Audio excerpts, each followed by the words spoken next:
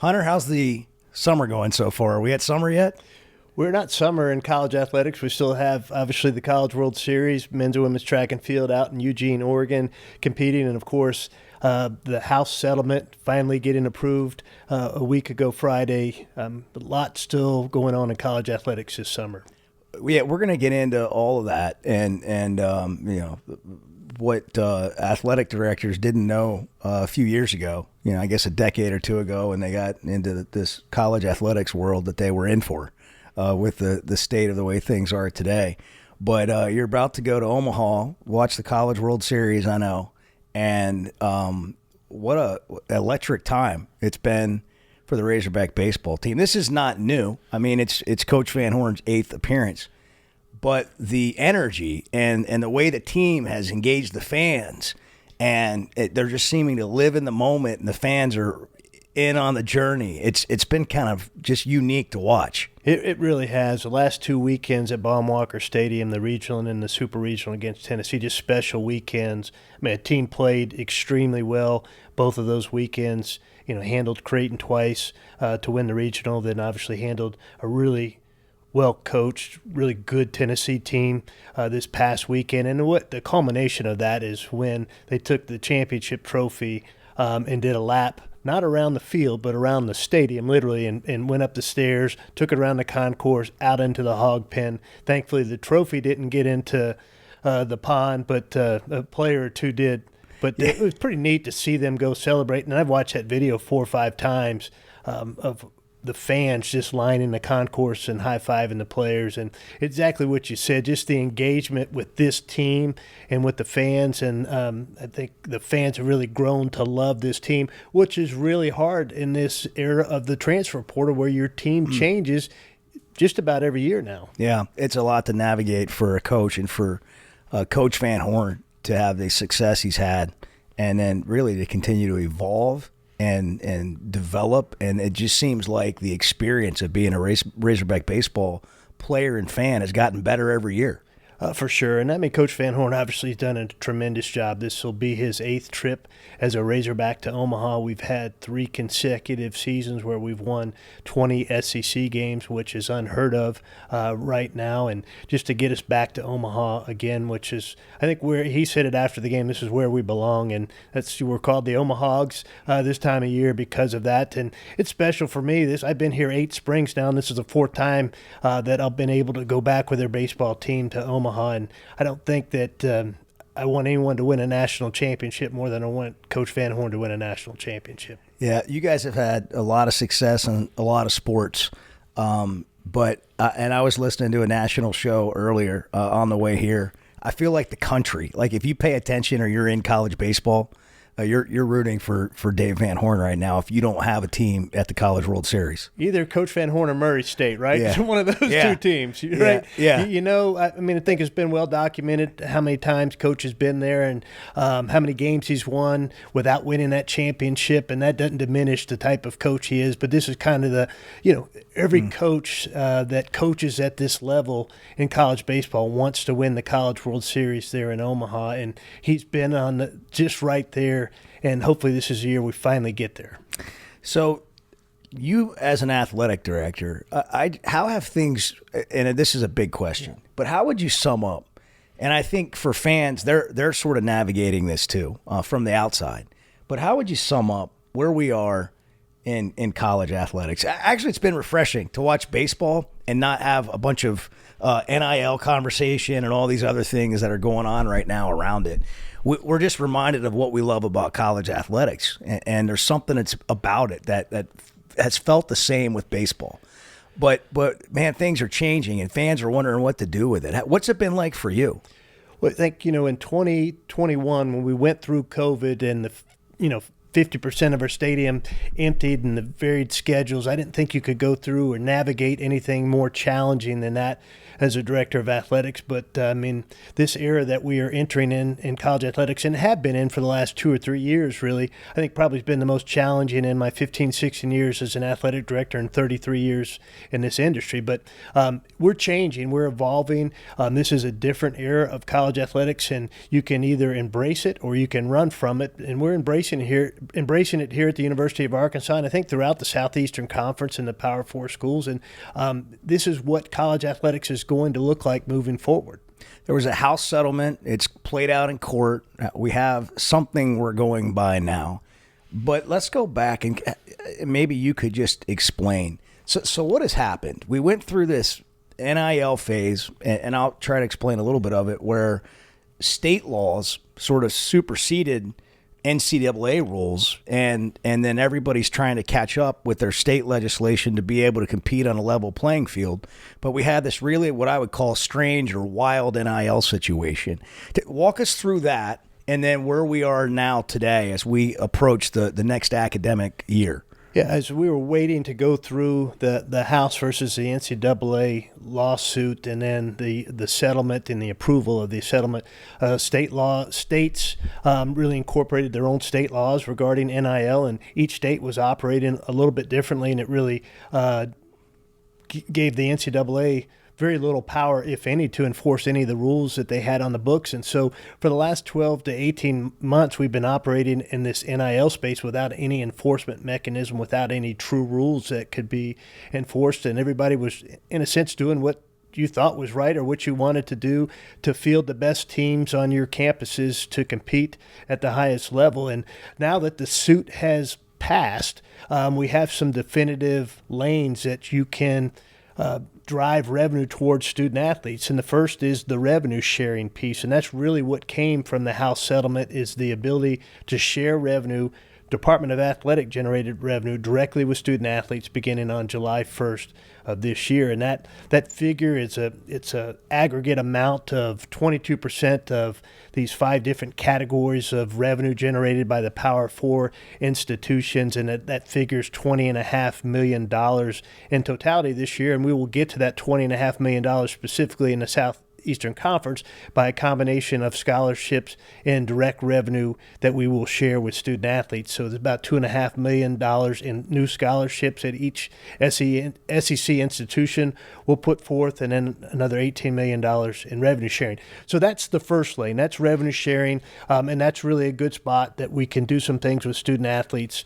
Then the second lane is legitimate NIL, and that's what will be enforced now by the College Sports Commission and the new clearinghouse and its CEO, Brian Seeley, who it was announced last week will head that up, Major League Baseball executive. And so now as a student athlete, if you receive an opportunity to have an NIL agreement where someone is going to pay you for your rights, it has to be a for-profit entity. There has to be a value to the services that you're providing, and they have to be the payor of that money. Then you run this through the system at the College Sports Commission. It's called NIL Go as a student athlete, and that's either going to be approved or not approved, and that's legitimate NIL. And so you have these two lanes. You have the revenue sharing. You have now what is legitimate NIL from a for-profit company to a student athlete that has a value to their name, image, and likeness. And if we could operate in college athletics in those two lanes, I think we can have a really good thing moving forward.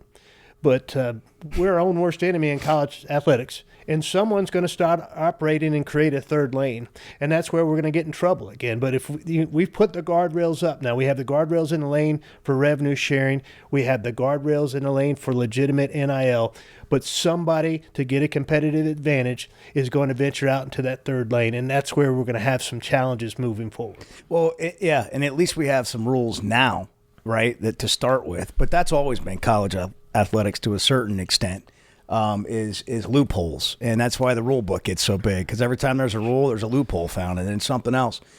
Explain a little bit more. You said NIL Go. What is NIL Go? How does that work? What does that mean? Yeah, so the Power Four conferences hired Deloitte, and Deloitte has created the Sports Commission CEO. And they created the NIL Go, which is a website and also an app that's accessible from a student athlete's phone, where a student athlete will go to enter their NIL agreements. And so a student athlete will be approached by a for-profit company.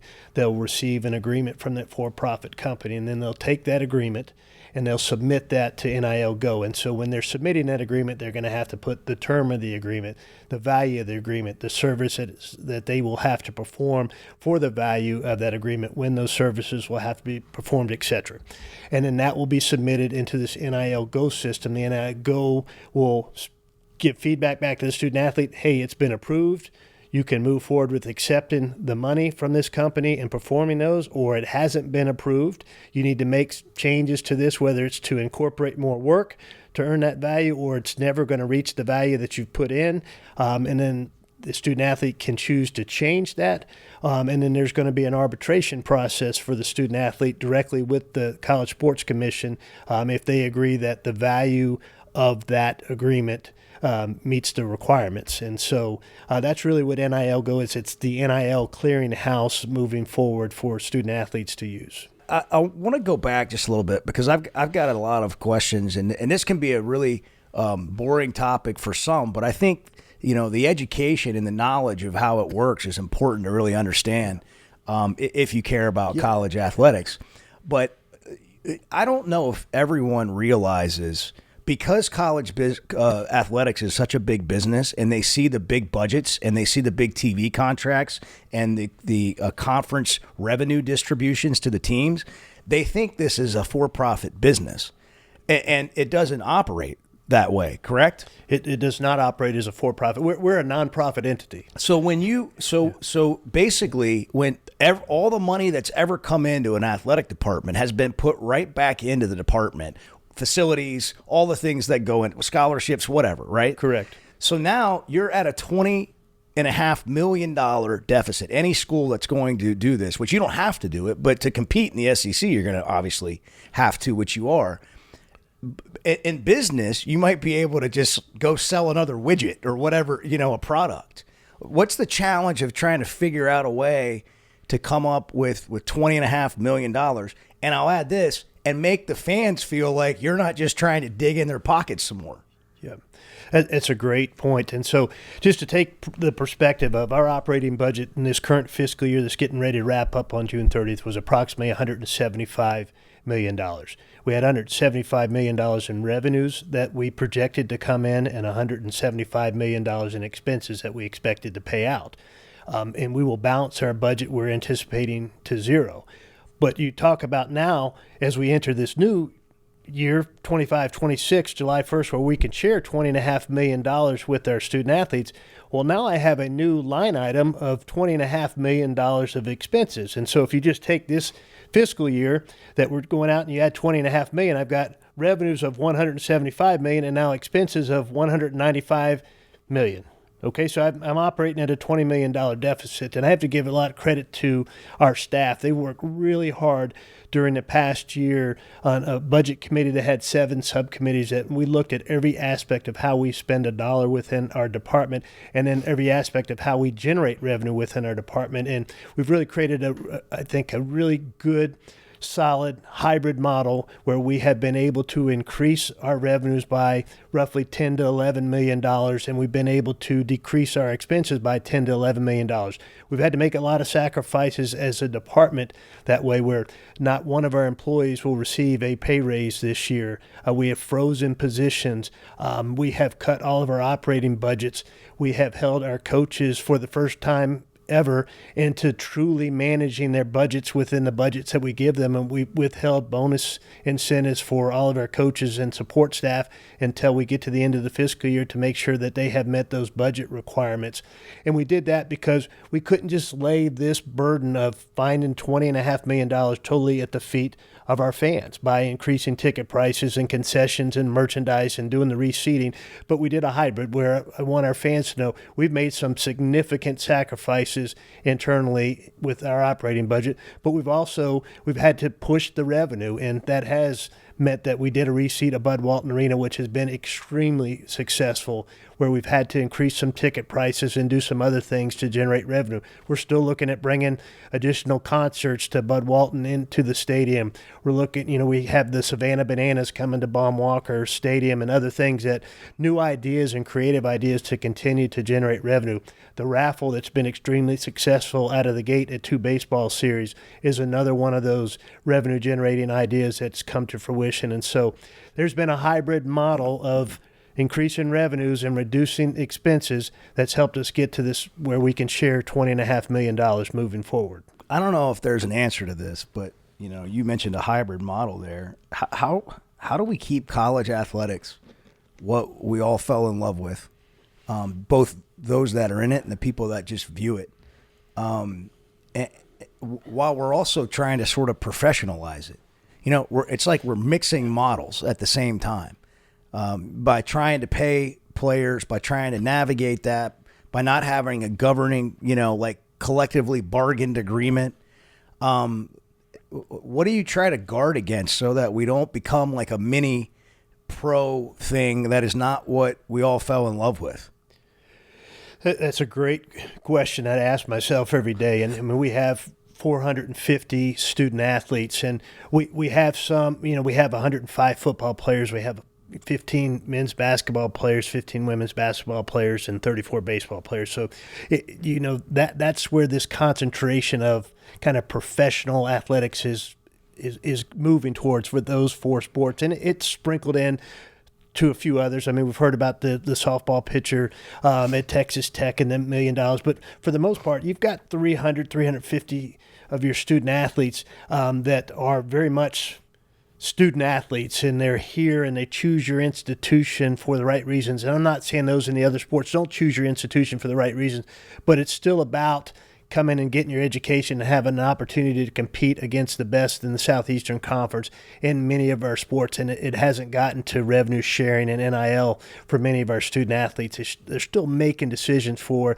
the reasons that we all grew up loving college athletics. And I think if we can settle again in those 2 lanes of legitimate revenue sharing, which I do think is the right thing for student athletes, because there is, especially at this level, a great deal of revenue that's generated that those student athletes contribute to the revenue generation, and we should share that with them, and we're going to move forward in doing that. But if we can stay in those 2 lanes, I think we can get back to the college athletics that we all really like, and that you may see kids that stay at the same place for 2 or 3 or 4 years again in football and men's basketball and baseball.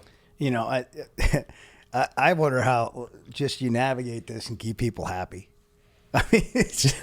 You got. Yeah. I'm looking at this, and you're trying to have enough money to pay to have competitive rosters, but you got to ask people for money to try to get there, or you got to raise prices, or you got to change seats, or you got to do all these things, even though you're trying to do other things. And at the same time, you're trying not to upset your athletic department employees. At a time where you probably need more help. So I just wonder. Again, I don't know if there's a good answer, but I just kind of personally wonder what that's like.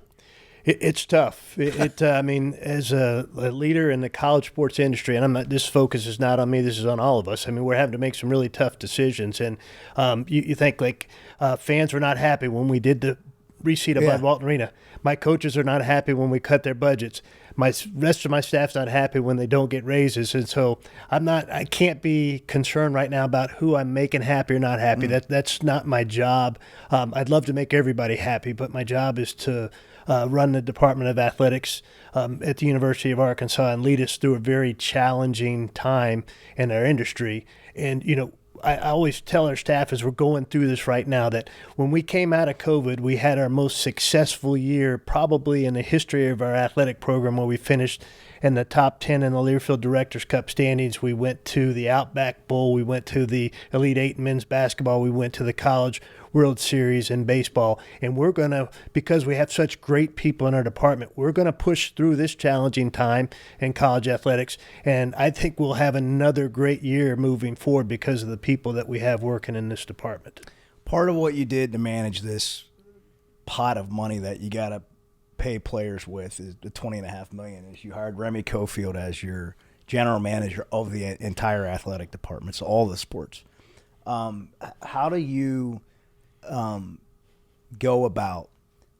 Every coach is going to want as much money as they can get for their NIL fund among 19 sports. Sure. And maybe it doesn't touch every single one of them, but there's 3 or 4 for sure. And how do you go about navigating how much each program should get, and how much does it change from year to year?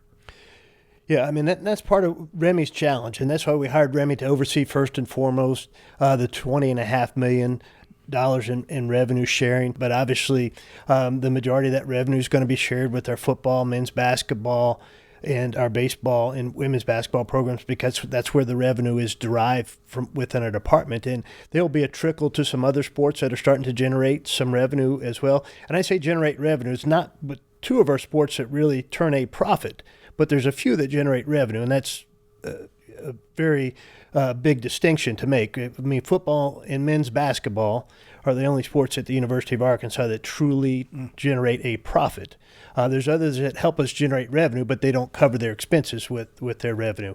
But Remy, back to the question, Remy's going to oversee that pot of money, and because I didn't hire a general manager for football and then one for men's basketball and then one for baseball, because he oversees that pot of money, there may be a year that football needs a little bit more and men's basketball needs a little less and baseball needs a little bit more. And then the next year baseball needs a little less and men's basketball needs more and football needs less. But because he can see the whole picture, he's able to move that money around. And then he's going to hire some positions within his department. There'll be kind of a revenue generation person that will help our student athletes with legitimate NIL opportunities within the community, in the region, and the state. And then he's going to hire an analytics person that really dives into what the value is of student athletes, so that we're sharing the right revenue with the right people in the right positions on our respective teams. And then eventually it'll evolve into where he has some scouting people that are specific to football and baseball and basketball. And that's kind of the far-reaching plan for this. But right now he's got to get out of the gate managing the revenue, helping us determine where some more NIL opportunities are for our student athletes, and then making sure that we have the right value assigned to student athletes as they're coming in, or we're trying to retain them. It seems like it would be pretty paramount to have a relationship, a really good relationship with the coaches in these sports, right? How do you go about making sure that, like the coaches are getting what they need, and because it's like anything else. It's like, man, if one guy's got a great relationship with them, are they going to get more money because he understands that better? Or? Yeah, I mean, there's kind of a baseline with where we've set the revenue sharing for those 4 sports I've mentioned. Yeah. So there's a baseline, and so obviously you want to have a good working relationship, but it's not about the relationships. About football is responsible for about 75% of the revenue that comes into our department, and then men's basketball is somewhere in the 15 to 20%, and then baseball. And so you've got to make sure that those revenue sports are continued to bring in that revenue, are successful. And so you're obviously going to invest in those things that bring revenue. But one of the things that I'm really proud of as a director of athletics, and we're proud of as a department, is that we've had broad-based success across our department, where we've won 38 SEC championships among 12 different sports in 8 years. And there's not a lot of other schools that can say that, whether they're in the SEC or the Big Ten, because we've had multiple sports to be successful, because we've invested in all of our sports to give them an opportunity to have success. And we want to be able to continue to do that. But to continue to do that, those 3 sports, football, men's basketball, and baseball, have to continue to be successful for us and generate significant levels of revenue. Because I'll say this, I think you've heard me say it before, we're a self-sustaining athletic program, probably one of less now than 10 to 15 in the country, meaning we don't get a dollar from the state of Arkansas, we don't receive a dollar from the University of Arkansas, and we don't have a student fee. So every dollar that we spend as an athletic department, we have generated as an athletic department. Yeah, it adds to the challenge for sure. Does, for sure. And like, people ask this question, and maybe it's a little in the weeds, but it's something maybe they would like to hear you comment on. Are we a football school? Are we a basketball school? Are we a baseball school? And I say, I don't know if I'm right, but I don't know how your most revenue comes from football, but you gotta have all of these things healthy, or you don't have what you really set out to have. I mean, it doesn't guarantee winning, right? I mean, that's a whole other challenge. But how do you answer that question? Like, hey, what if we just pump all our money into this one sport and that'll put us over the top? Yeah, I mean, I will tell you again, I mean, we need those three sports to be successful. And, you know, whether you think a 7-6 football season is successful, I'm not going to argue with that, okay? I don't think that we want to lie and say 7-6 is where we want to be as a football program. But, you know, as you look back on the 2018 and 2019 seasons, we were selling about 25,000 season tickets. We went 2-10, 2-10, didn't win an SEC football game. Since that time, we've been to 3 bowl games. We're selling now 50,000 season tickets. We sell another 15,000 student access passes to football. Our TV revenue from the conference for football and the TV revenue from the CFP is at an all-time high. I mean, we've eclipsed $60 million in ticket sales this year for the first time in the history of our athletic program. A lot of that's in football. Some more of that's in men's basketball, and obviously some more of that's in baseball. And so we need all three of those to be doing their part so we can continue to have success throughout our department. That's a great look at it. I want to go back to the sports commission because I don't fully understand it. Who's paying for that? Where's that? Is that part of? Is that under the NCAA? Is it independent? No, the Power Four schools, we will each contribute to paying for that. That will be kind of the enforcement mechanism. So the NCAA will continue to manage kind of the academic and eligibility pieces and run championships, and the CSC will really oversee your cap management of revenue sharing, your roster cap management, and then oversee NIL. And so that will be the enforcement entity really for those three, your cap management, roster management, and NIL. So it's separate, kind of like the college football playoff is great sort way of to separate. describe it. Yep. Yeah, like it's still operating under some certain NCAA things, but it's its own entity. Correct. And the Power Four commissioners will really make up the board that oversees the CSC. So that's the sort of oversight group, kind of like the college football playoff when we talk about how many teams from each conference or whatever's getting in. That's not like an NCAA issue. That the sports commission's overseeing the rev share things that you meant, and the NIL clearinghouse as it is, where you got to get deals over $600 approved. Correct. Yep. So you've got, if you look at this, you're going to have an umbrella that's the NCAA, and under that umbrella, not managed by the NCAA, but really under that is the CSC piece, and then we've got the SEC that we're a member of the Southeastern Conference, and so you've got this big umbrella, the NCAA, we're still a member of the NCAA. You've got CSC, that's an enforcement agency, I guess for lack of a better word, and we've got the SEC, and those are kind of the three main management tools now for our Department of Athletics. Some have said that there's concern or what will happen with this NIL thing that's supposed to be legitimized now, that they'll just go out and get marketing agencies to write values that somebody's time's worth X, and that will legitimize crazy NIL deals that exist today without little actual work for your name, image, and likeness being done. I mean, we're basically just paying players in some cases now. They don't really have to do anything. And it was supposed to be for your name, image, and likeness. Are you concerned about that and people taking that and then kind of turning it back into what it was? So now you have the $20.5 million and then still a crazy NIL world. I try not to concern myself with what others are going to do outside of the University of Arkansas. I'm going to try to do what we need to do at the University of Arkansas to be successful, not focus on what others are doing. I mean, we're going to participate in revenue sharing. We've made that work out, that we're able to do that from a budgetary standpoint. We're going to be aggressive in trying to help our student athletes that have legitimate NIL value, monetize that to their fullest potential, and try not to determine what that third lane is that we're going to operate in. And I think we can be successful in those two lanes. And if somebody's going to go out and operate in that third lane, we'll see what that looks like moving forward, and does that open up another door for revenue opportunities. But I mean, I think you can look back at the history of college athletics, and whether it was above board or below board, there's been some lack of discretion that's happened in our industry.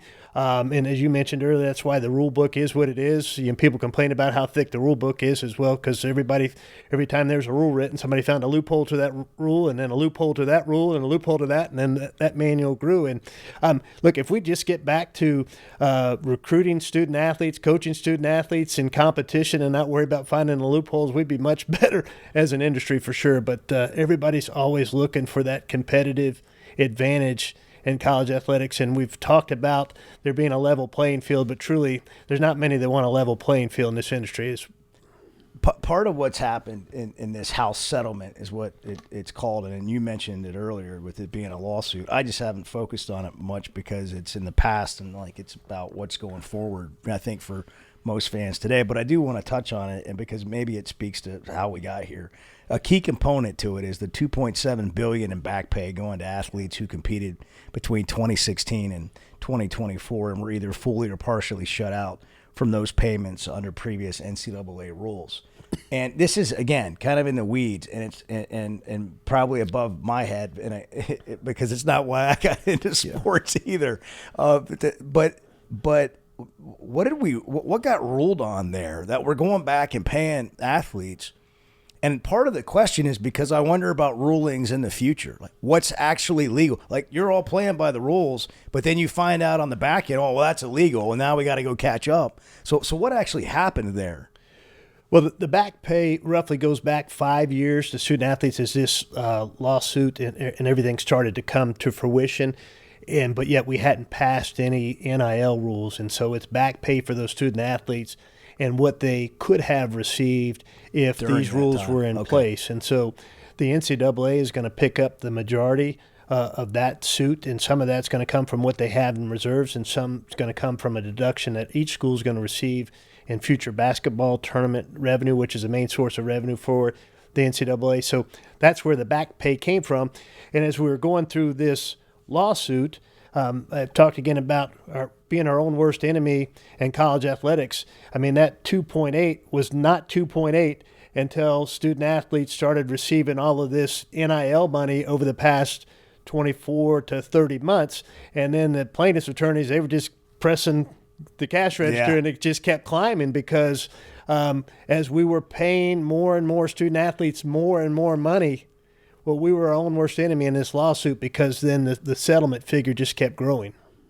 Where does money come from in college athletics, just broadly? Like where? I don't know if people have ever really thought, because they say, well, they just want more money from the fans, like anybody in college. They just want more money from the fans. And I say, well, the fans have always paid for college athletics. Sure. But where does, just kind of broadly, where does the money come from in college athletics to support athletic departments? Yeah, I can tell you the biggest chunks here at the University of Arkansas talked about our ticket revenue, roughly $60 million this year. The Razorback Foundation has had an all-time high in fundraising this year as well that will go well over $30 million in fundraising. Then you've got your conference distribution, which is made up of the television revenue from ESPN, from the SEC network, the college football playoff. You've got bowl revenue, NCAA tournament revenue. That will be in the neighborhood of about $60 million. We have a third-party entity, Learfield, which is Learfield Sports Properties, that sells all the advertisements in our venues, and they give us roughly a share of about $15 million for the advertising that they sell within our venues. And so those are kind of the main sources of revenue: the ticket sales, donations to the Razorback Foundation, our conference distribution, and what we receive from Learfield makes up the majority of our budget. So what changes in the near term, maybe long term, in terms of like athletic facilities? I know there were some renovations for Bud Walton Arena, some other things that you were working on, and I know you've talked about this already, but that's on hold, and how's it impacted moving forward? Yeah, so we had three major projects that were we have tabled that before we went down this road of NIL and revenue sharing in the last 24 months, and that was a major renovation to Bud Walton Arena. We had an addition to our soccer field, kind of an operations building for our soccer program, as well as an operations building for a softball program. So roughly about $200 million of projects between the renovation to Bud Walton and those other two. Those are all on a side burner right now. If someone would come forward and we had the resources to pay those in cash, we would move forward with those projects. They've been designed, but we can't take on any additional debt service within our budget model currently. And so really the only significant facility change we're going to make this year is as we reset Bud Walton Arena, we've created some additional courtside seat opportunities. And so we're going to create a brand new courtside club in Bud Walton Arena that will open up for the 25-26 men's basketball season. And that's taken some of the revenue that has come from the reseeding and reinvesting that so our courtside seat holders have a great experience for what they're paying for moving forward. I've heard a lot of great things. People are having fun. I'm having fun with the raffle. We only had 2 of them at the time we're recording this. When's the next one? How's it going? What do you think of it? What can we expect in football season?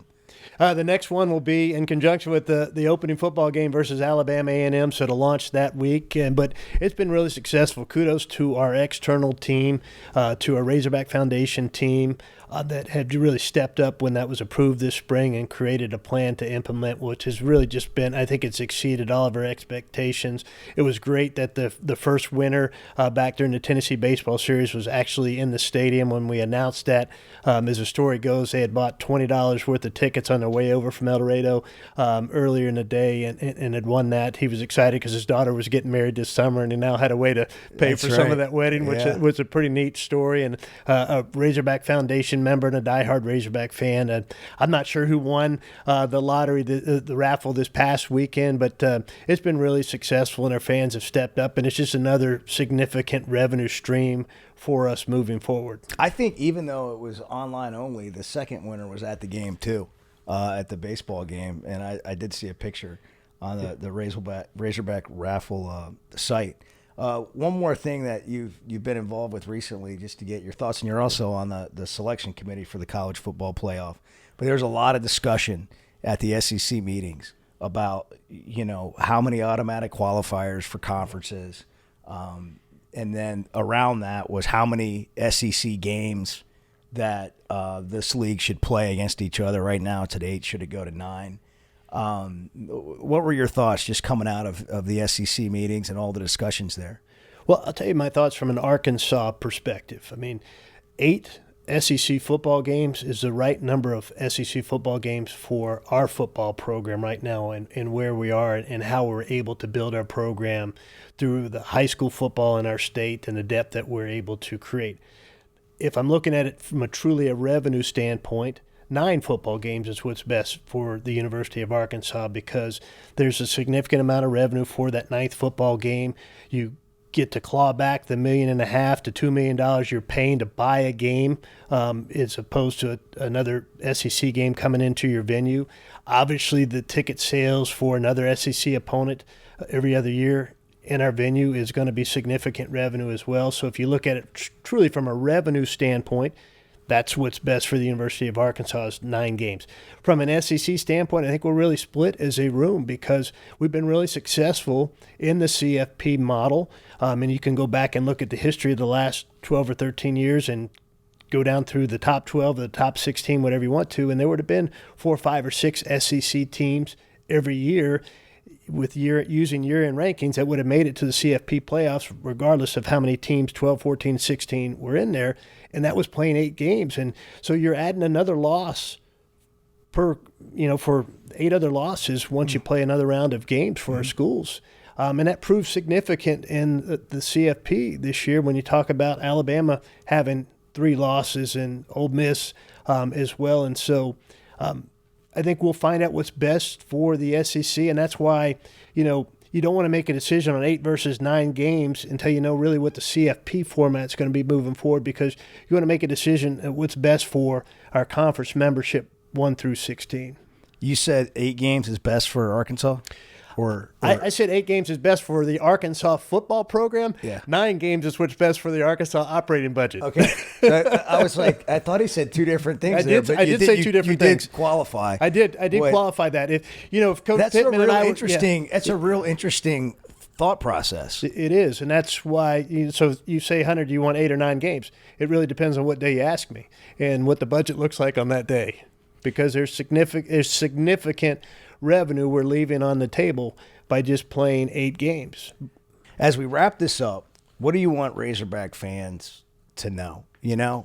There's so many things that happen. There's on a regular basis right now. It's never been more volatile in college athletics.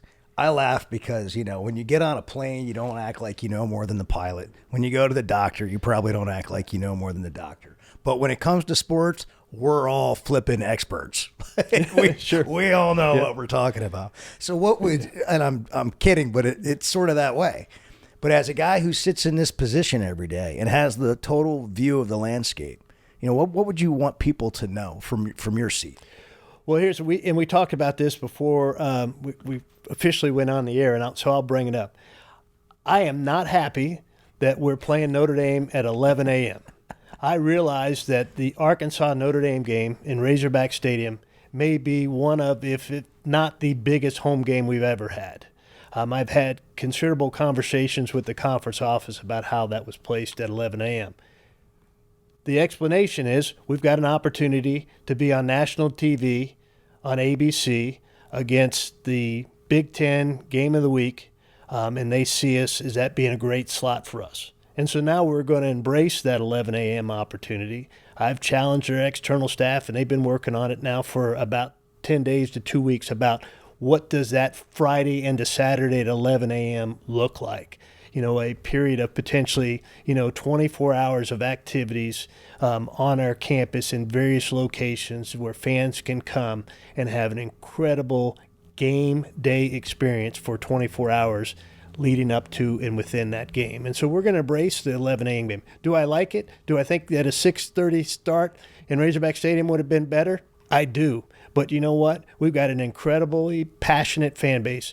Notre Dame is coming to our stadium. It doesn't matter if it kicks off at 11, 12, 1, 2, 3, 4, 5, or 6. It's going to be an incredible atmosphere at this stadium. That's great. That's and you don't make the choice. They didn't call you and say. Surprisingly, Bo, I don't get to make the choice. But done by the TV networks. I did go and I went and looked at the games. If you look at the other games that day, there's Georgia, Alabama. That's a pretty compelling game. There's Ole Miss and LSU. Pretty compelling game. Auburn A&M. Auburn A&M. Yeah. Pretty compelling game. This is the SEC. There's going to be pretty compelling games to television networks every week. And, you can look at the time slot and say we're at 11 a.m. We're at 11 a.m. on national television. It's a heck of an opportunity for our football program. Yeah, against a huge brand, against a huge international brand. Okay, well, that was great. I'm going to come back one more time. Okay. How would you just sum up where you are as an Arkansas athletic department? You got all the moving parts, working on this for a long time now. We got the settlement. You got the $20.5 million you're going to share. You've been cutting, raising money, doing all. Where do we end up as we head into the 25-26 academic year? I really love where we are as a Department of Athletics. Are we in a challenging time? We are. But what we continue to do is to compete nationally within a number of our sports. When you think about our softball team going to a super region, our men's basketball team being in the Sweet 16 and just being seconds away from being in the Elite Eight, our baseball team being in the College World Series, our football program winning the 3rd consecutive bowl game, what our track and field programs are doing. Our women's golf team went to the Elite Eight. We have a really successful broad-based athletic program, and we have had that for several years, and we will continue to have that moving forward. I take a great sense of pride when we sell out Bogle Park in softball, and we sell out Razorback Field for women's soccer, and we sell out Baum-Walker Stadium for baseball, and we sell out Bud Walton Arena for men's basketball, and we put 10,000 people in Bud Walton Arena for gymnastics, and we put 75,000 people here in Razorback Stadium. This is an incredible era of success for our Razorback athletic program, and I understand that everybody wants our football program to go to the CFP and win 9, 10, or 11 games. And whether they do or not, we have an incredibly successful athletic program that everybody across this state should be proud of. Well, thanks for the time. thanks for a great look at it. We really dug in. That's a lot. That's a lot to listen to. But there's a lot going on. I'm tired of hearing myself talk, I'll be honest. There's a lot going on, and it's great to get some perspective and insight to it. So thank you. Thanks for the time. Appreciate it. You got it. Thank you.